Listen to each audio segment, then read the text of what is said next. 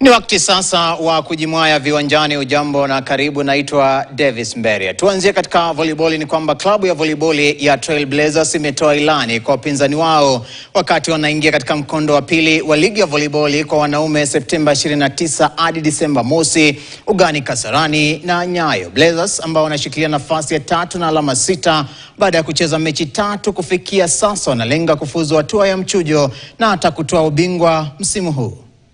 We are in kind of a transitionary mode. We have some new players. We have a couple of new players actually.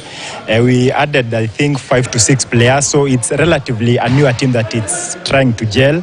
And there's a lot of hope and positivity from the new players. They are catching on well. Out of the maximum 9 points, we managed to get 6 points, which is not that bad considering we are a relatively new team. But onward we soldier on, and hopefully we collect maximum points in the second leg. We decided that opponents will sweat to get their points. Will not give points to opponents because those will be opponents' error for us, and then the opponents will, of course, in Nyeri we had so many problems with the service, but we're doing it now because we are in a new environment, indoor.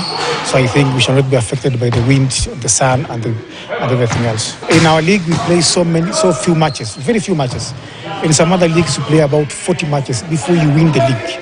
So we need to emulate that. Tukiachana basi na volleyball, tuzamie soka mashinani. Ni kwamba timu 20 zitashiriki fainali ya kombe la